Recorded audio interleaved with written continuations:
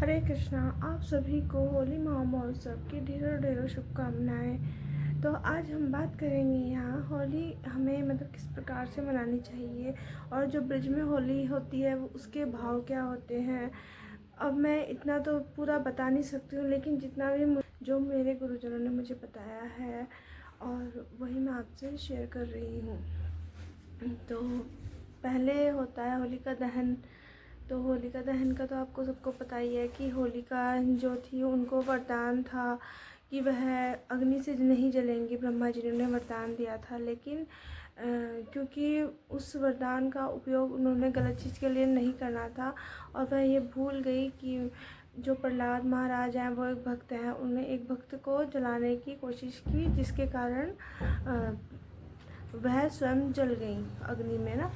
तो और भगवान ने भक्त की रक्षा की। तो यहाँ पर हमें ये शिक्षा मिलती है कि जो अच्छाई की जीत हुई बुराई पर, तो भगवान हमेशा भक्तों का साथ देते हैं।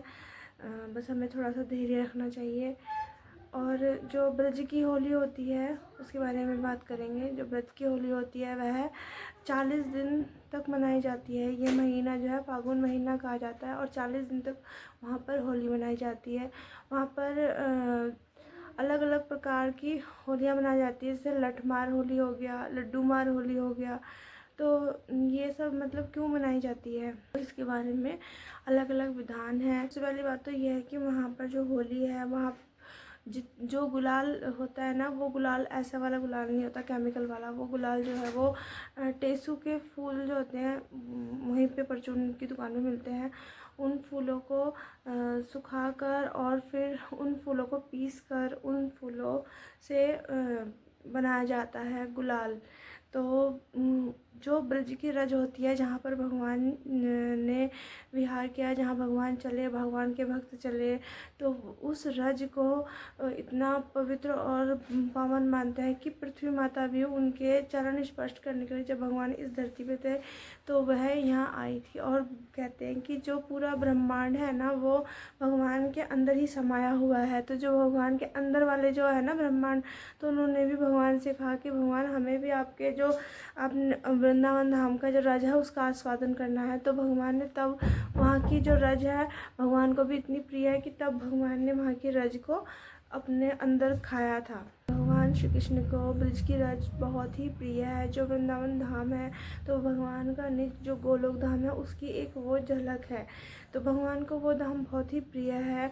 वह धाम को हम इसलिए भी भक्त लोग प्रिय मानते हैं क्योंकि भगवान जब अपने कृष्ण रूप में अवतारी रूप में आए। ब्रज की होली जो 40 दिन की होती है पहले, और लेकिन 8 दिन की होली वहाँ मुख्य जो है मानी जाती है, जिसमें होती है अष्टमी, नवमी, दसवीं, फिर एकादशी, फिर द्वादशी, त्रयोदशी, चतुर्दशी, है ना।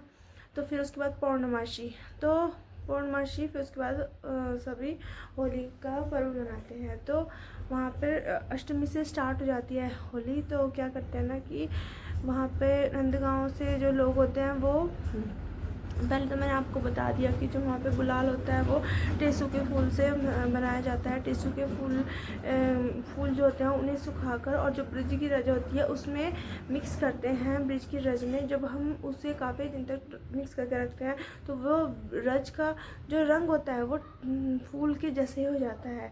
तो वहाँ पे केमिकल का यूज़ नहीं होता। जो ब्रज की रज होती है, रज में ही फूलों का कलर मतलब फूल को पीस के डाला जाता है। तो वहाँ पर वही चीज़ यूज़ की जाती है। जैसे कि ग्रीन कलर है उसमें पत्तों का रंग डाला जाएगा, पत्तों को पीस के और ब्रज की रज में मिट्टी में उसमें मिलाया जाता है और फिर वह वो मिट्टी उसी रंग में ढल जाती है। कुछ दिन तक उसको अगर मिलाया जाए तो ऐसे होता है। और अगर हमें उसे पानी वाला रंग मिलाना है तो वहाँ पर उन्हीं फूलों को पीस कर पानी में डाला जाता है।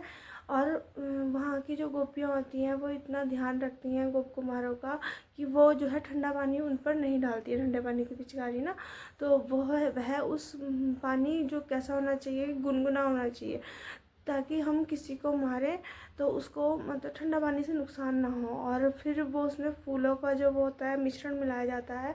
और जब वो गुनगुना पानी और फूल वाला गुनगुना पानी हमारे शरीर पे लगता है तो रंग और निखर के आता है, ऐसा वहाँ पे माना जाता है, ऐसा ना।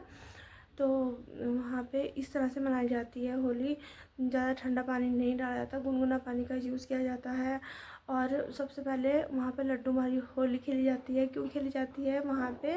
क्योंकि नंदगांव से कृष्ण अपने सखाओं को भेजते हैं, वो सखा आते हैं इनविटेशन लेकर। तो वो प्रथा जो पहले चल रही थी, वो प्रथा आज तक भी वो वैसी ही चल रही है। तो कृष्ण जी के दोस्त लोग आते हैं और कहते हैं कि कल हमारे जो है सखा आएंगे, कृष्णा आएंगे खेलने। तो वो इनविटेशन लेके जाते हैं राधा महल तक, रंगीली गली से होते हुए महाराधा महल तक। तो पीली पोखर है एक वहाँ पे, जो वृंदावन गए होंगे वहाँ उन्होंने देखा होगा, हमने भी देखा है पीली पोखर। जब यशोदा माता ने, राधा रानी को यशोदा माता जी बहुत प्रेम करती थी, और उन्होंने उनके हाथ में हल्दी लगाई थी। तो हल्दी क्या, उन्होंने हाथ वहाँ पर धोए थे, पीली पोखर इसलिए नाम पड़ा वहाँ पे जो तालाब है उन्होंने वहाँ पे हाथ धोए। तो वो तो तप्त कांचना गौरंगी है ना, तो जो उनका रंग था ना पीला, तो वो उसमें वो खुद ही गोल्डन कलर की राधा रानी, और उन्होंने हल्दी के हाथ धोए। तो तब से वो पानी वैसे ही है, तप्त कांचन ही है, तब से गोल्डन कलर का है, और तब से ही वहाँ का नाम हो गया है पीली पोखर। तो उस पीली पोखर के बगल से एक गली जाती है, वहीं पीली पोखर के पास से, तो वो गली का नाम है रंगीली गली।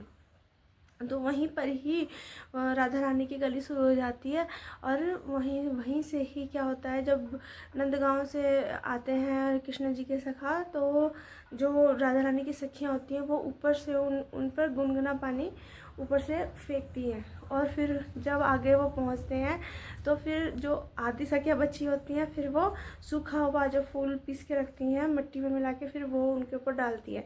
फिर वो ऊपर महल में जब जाते हैं, फिर उस क्या करना पड़ता है, एक को जाकर ऊपर जाना पड़ता है महल में, और ऊपर जाकर उस झंडे पर रंग लगाना पड़ता है कि हम कल रंग खेलने आएंगे बोल, झंडा वहाँ पे ऊपर लगाना पड़ता है मंदिर में। तो फिर वहाँ पे सब जब वापस आने जाते हैं, तो फिर वो सखियाँ बोलती हैं कि हम अब आप जा रहे हो तो हम आपको लड्डू खिलाएंगे, लेकिन हम ऐसे नहीं खिलाएंगे लड्डू। कैसे खिलाएंगे? हम लड्डू को जो है हाथ नहीं लगाने देंगे, बस आपको मुंह खोलना है और दूर से आपको लड्डू खाना है। तो बस मुंह खोलो और लड्डू खाओ। तो उसको तब से वो लड्डू मार होली के नाम से स्टार्ट हुआ वो ना। तो फिर बाद में वो लोग कीर्तन करते हैं, कीर्तन करने के बाद फिर दोबारा से वहाँ ऊपर महल में जाना होता है, राधा रानी के महल में ऊपर जाते हैं। तो ये बात ना बहुत कम उनको पता होता है, कुछ लोग तो नीचे से नीचे हो जाते हैं, लेकिन ऐसा नहीं है। फिर दोबारा से कीर्तन करते हैं उस गली में आकर, फिर दोबारा से ऊपर जाते हैं। फिर ऊपर महल में जाकर वहाँ पर जो माता के राधा रानी के विग्रह हैं उन्हें बाहर लाया जाता है उस समय, और उन विग्रहों के दर्शन करते हैं और वहाँ कीर्तन करते हैं। और जितने भी ग्वाल बाल आए होते हैं वहाँ पर, उनको प्रसाद खिलाया जाता है राधा रानी की तरफ से, और सबको एक एक मिठाई का डिब्बा दिया जाता है। और फिर वह अपने घर में प्रस्थान करते हैं। फिर अगले दिन फिर दोबारा से वो लोग आते हैं। तो फिर अगले दिन जब वो लोग आते हैं, तो उनमें से कुछ ने वो ले रखा होता है ना छत्र जैसा, भाला क्या बोलते हैं उसको, वो बलराम जी का प्रतीक है, आपने देखा होगा यूट्यूब में दिखाते हैं ना। तो ऐसे पकड़ते हैं, वो गोल सा होता है, और उसी से प्रहार को रोकते हैं। लठमार होली होती है जब, तो फिर जो लठमार जो होली होती है उसमें गोपियाँ जो गांव की होती हैं, उनमें से कोई ना कोई परिवार का भाग लेता है, हर गोपी ना, कोई भी हो। तो राधा रानी की सखियाँ मानी जाती हैं, वह चाहे वो कन्या हो, चाहे वो बूढ़ी गोपी हो, या फिर वो घर की बहू ही क्यों ना हो। तो जो भी भाग लेती है उसे 15 दिन पहले से ही घर का काम नहीं कराया जाता, और उसको बहुत अच्छे से खिलाना पिलाना, ताकि वो बहुत ही हष्ट पुष्ट हो जाए और अच्छे से लठ मारे, ताकि जो लठ की आवाज़ है वो कोसों कोसों दूर तक जाए। पहले ऐसे ही करते थे राधा रानी की सखियाँ ना। और वह अपने लठ पे 15 दिन से उसमें तेल लगाती हैं, हैं। और नए वस्त्र सिलाए जाते हैं कि हम नए वस्त्र पहनेंगे उस दिन। तो वह नए वस्त्र सिलती हैं और 15 दिन पहले से वो जो है बहुत एक्साइटेड होती हैं कि हम लोग खेलेंगे बोल के ना। तो इधर से जो कृष्ण जी के सखा जाते हैं वो लोग फिर वो लेके जाते हैं छत्र की जैसा, तो फिर उसमें वो जो होता है अपना वो प्रहार रोकते हैं, लठ मार, वो उन्हें जोर जोर से लठ मारना है और उन्हें उस लठ को सहन करना है। आज तक भी किसी भी जो गोप कुमार है उसको लठ से चोट नहीं लगी आज तक भी। और अगर कभी लग भी जाए ना तो उसमें भगवान ने ये बोला है कि किसी को भी वो जो रज होती है ना वहाँ की, उसी रज को लगा दो चोट में तो ठीक हो जाता है चोट। और जब वो सब खेल के निमट जाते हैं उस वो लठमार होली सिर्फ उन्हीं के साथ खेलती हैं जो बोलते हैं कि हाँ भाई हम खेलेंगे। ऐसे नहीं कि हर किसी के साथ लठमार होली, पर आजकल के तो लोग लठमार होली ले गाड़ी का शीशा तोड़ दिया हो गया लठमार, ऐसा नहीं होता ना। तो और जो कोई लोग तो कीचड़ लगाते हैं ना, मिट्टी लगा देते हैं, तो मिट्टी लगानी है कीचड़ लगाना है, कौन सा लगाना है कीचड़, जो वृंदावन की रज है उसकी मिट्टी लगानी है। वृंदावन के रज की ही मिट्टी लगती है। जब जब ना ऊपर महल में जाते हैं ना वो लोग राधा रानी के, तो उस महल में इतने बड़े बड़े उसमें झोलों में भर के रंग, मतलब रज जो होती है रज, उसमें फूल होते हैं, तो फूल और रज मिला हुआ होता है, फूल को पीस के बनाया हुआ होता है, वही रंग होता है। तो उसमें कोई उधर से गोल घूमता है, फिर ऐसा लगता है बादल आ गया, नीला बादल आ गया, पीला बादल आ गया, लाल बादल आ गया, तो बहुत ही सुंदर दृश्य होता है वहाँ पे ना। लेकिन वो वैसा केमिकल वाले रंग नहीं होते, वो रंग होते हैं वो बहुत पहले से गोपियाँ बना के रखती हैं, तो वो वाले रंग होते हैं वो। जब खेल खुल के सब निमट जाते हैं वहाँ पे, वहाँ की होली में जो है बहुत लोग भाग लेते हैं, देखने आते हैं, फॉरेन कंट्री से भी बहुत लोग देखने आते हैं। और जो वहाँ की लोग हैं वो क्या करते हैं, जब वो होली निमट जाती है उसके बाद वहाँ की जो रज है जहाँ पे वो होली खेली गई, उस रज को झोले में भर भर के, पन्नियों में भर भर के अपने घर ले जाके जाते हैं। क्योंकि कहा जाता है कि वो जो रज है वो बहुत ही शुद्ध है ना, वहाँ पे भगवान की लीला हुई, भगवान के भक्तों की लीला हुई, तो वो कुरेद कुरेद के गड्ढा बना बना के भी भक्त लोग लेके जाते हैं। फिर उसके बाद जो है जो प्रोसेस उन्होंने किया वही प्रोसेस फिर वो करते हैं। नंदगांव के जो गोपियाँ होती हैं वो बरसाना के जो गोप कुमार होते हैं उन्हें बुलाती है, फिर वही सब प्रोसेस चलता है। और जो भी लठमार होली करती है गोपी तो उसको आभूषण दिए जाते हैं, गोप कुमार के साथ खेलती है तो उसको आभूषण और कपड़े, वस्त्र और मिठाइयाँ ये उन गोप कुमार की तरफ से दिए जाते हैं। और जब गोप कुमार खेलने आते हैं जिस गोपी के वहाँ पे, तो उन गोपियों का वो है कि उनको मिठाइयाँ देनी है और उन्हें प्रसाद का वितरण करना है, प्रसाद खिला के उनको भेजा जाता है। तो इस तरह से वहाँ जो है होली का उत्सव मनाया जाता है। और होली का उत्सव हमें भी इसी तरह से प्रेम से मनाना चाहिए। केमिकल वाले हमें रंग यूज़ नहीं करने चाहिए। और हाँ, एक और बात कि कहते हैं कि वहाँ पर एक और गांव है वृंदावन में ना, मैंने नाम सुना है पर मैं वहाँ गई नहीं हूँ। वहाँ पे प्रहलाद महाराज के वंशज रहते हैं, फलेन गांव। तो फलेन गांव की क्या हुआ है, खास बात है कि वहाँ प्रहलाद महाराज के जो वंशज हैं, वैसे तो वो हिरण्यकश्यप के वो हैं राक्षस के, लेकिन वह अभी भी प्रहलाद महाराज को ही फॉलो कर रहे हैं। तो वहाँ पर जो एक पंडा होता है, वहाँ पे एक इंसान ऐसा चुना जाता है उस गांव में, चाहे वो पुजारी हो चाहे कोई भी हो, कि जिसने 1 साल तक पूरा एकदम किसी भी जीव की हत्या ना की हो, कोई भी हो वो जीव ना, किसी भी जीव की हत्या ना की हो, और जिसने पूरे 1 साल तक नाम जप किया हो और जो बिल्कुल शुद्धता से अपना जीवन जिया हो, एकदम ब्रह्मचारी जीवन, तो वो क्या करेगा, जिस दिन होली का दहन होगा तो वहाँ पर 10 फीट ऊंची और 25 फीट चौड़ी होलिका मनाई जाती है, बहुत चौड़ी। तो सबसे पहले क्या होता है वहाँ पे, बहुत मेला जैसा लगता है, जैसे मेला नहीं होता वहाँ पे फलेन गांव में मेला जैसा लगता है। जिस दिन होलिका जलती है उस दिन, और उसी दिन ही वो रंग खेलना स्टार्ट कर देते हैं। और जब 4:30 बजते हैं ना रात को, 4:30 बजे वहाँ पे होलिका जलती है और आग की लपटें इतनी ऊंची जाती है जैसे कि आसमान को छू लेंगी। तो वहाँ पे क्या होता है, फिर जब आग की लपट जोर से जाती है तो वो जो पंडित जी होते हैं ना, पंडित ही बोलेंगे उसको, क्योंकि वो 1 साल तक वो प्रोसेस कर रहे हैं। तो उनकी जो बुआ होती है वो प्रहलाद कुंड है वहाँ पे ना, तो प्रहलाद कुंड से पानी लाती है और उसमें डालती है। वहाँ पे जो वो है होलिका बनाई है ना, उस होलिका में प्रहलाद कुंड से पानी लाकर 1 गिलास पानी लाकर उसमें डालती है। उसके बाद जो वहाँ के जो पंडित हैं उनका जो वो होगा, तो जिसने अपना नियम किया है पूरा और नाम जप किया है, वह क्या करते हैं, प्रहलाद कुंड में जाते हैं और वहाँ से स्नान करते हैं और सीधा फिर होलिका में बिल्कुल नंगे पैर होलिका में प्रवेश करते हैं। और आज तक भी वहाँ पे एक बाल तक भी उनका नहीं जला। मतलब भगवान उनकी इतनी रक्षा करते हैं। और अग्नि जलती हुई होती है, पूरी अग्नि जलती हुई 25 फीट की वो जो है होलिका को पार कर लेते हैं। ये भगवान की कृपा है। भगवान, तो पुराणों में कथा है कि जो वहाँ के गांव के लोग थे, उन वहाँ पे जो पूजा करते थे पुजारी, एक दिन वह सोए हुए थे फलेन गांव के पुजारी, तो उनको सपने में आया कि प्रहलाद महाराज और नरसिंह जी की जो मूर्ति है वो प्रहलाद कुंड के पास है वहीं पर ना। तो उन्होंने फिर सबको गांव वालों को बताया, मैंने ऐसे ऐसे देखा। तो फिर उन्होंने गांव वालों ने देखा तो वहाँ खुदाई करके तो वहाँ मूर्ति और प्रहलाद महाराज पाए गए। तो फिर उसके बाद कुछ दिन बाद फिर से उन्हें सपना आता है और सपने में फिर बोलते हैं प्रहलाद महाराज की, होलिका दहन वाले दिन ये प्रोसेस करना, तुम्हारी जो संतान होगी और उसकी जो संतान होगी, तुम्हारे जो वो है मतलब पीढ़ी दर पीढ़ी ये चलना चाहिए कि तुम होलिका दहन वाले दिन तुम्हारे जो वंशज हैं वो ये प्रोसेस करेंगे।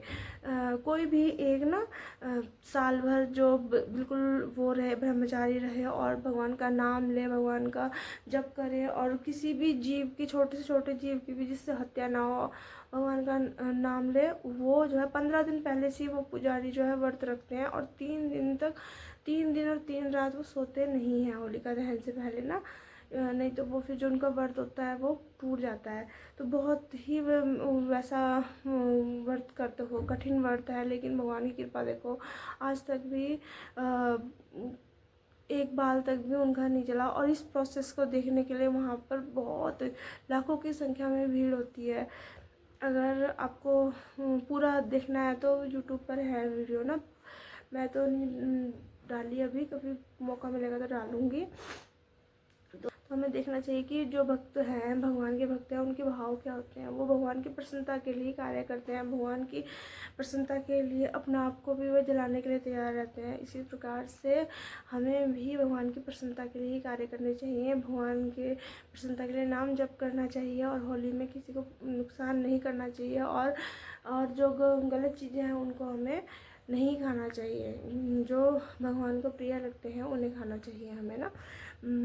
और जैसे कि मदिरा हो गया, मांस मदिरा हो गया, इनका सेवन नहीं करना चाहिए, क्योंकि उस दिन भगवान नरसिंह देव ने अपने भक्त प्रहलाद की रक्षा की थी। और ये जो है होली का पर्व बहुत ही शुद्ध और अच्छा पर्व है। और लोग कीचड़ मुँह पे डालते हैं, गंदा चीज़, दूसरे को नुकसान हो बोल के, ये सब नहीं करना चाहिए। क्योंकि जब भक्तों को दुख लगता है, हर किसी में तो भगवान का अंश है ना, तो हमें किसी को भी नुकसान नहीं देना, नुकसान ना पहुंचाते हुए, किसी को भी नुकसान ना पहुंचाते हुए अपनी होली मनानी चाहिए, जिससे भगवान भी देखकर खुश हो। और क्योंकि अगर भक्तों को दुख होगा तो फिर भगवान भी रोते हैं ना, तो इसीलिए हमें भगवान को प्रसन्नता वाले कार्य करने चाहिए। जितना हो सके हमें केमिकल वाली होली नहीं खेलनी चाहिए और हमें भगवान के साथ फूलों वाली होली खेलनी चाहिए। वैसे हम तो अपने गोपाल जी के साथ फूलों वाली ही होली खेलते हैं, और जो रंग होता है वो छोटा सा इतना सा बना रखा है मैंने, उसी से खेलूँगी। थोड़ा सा पीला रंग और गेंदा का फूल है, फूल से बनाया था वो मैंने, और बस उसी से करेंगे। तो ठीक है, फिर आज आपको मेरा वीडियो कैसा लगा, लाइक सब्सक्राइब कीजिएगा। धन्यवाद। फिर से आपको एक बार हैप्पी होली, हरे कृष्णा।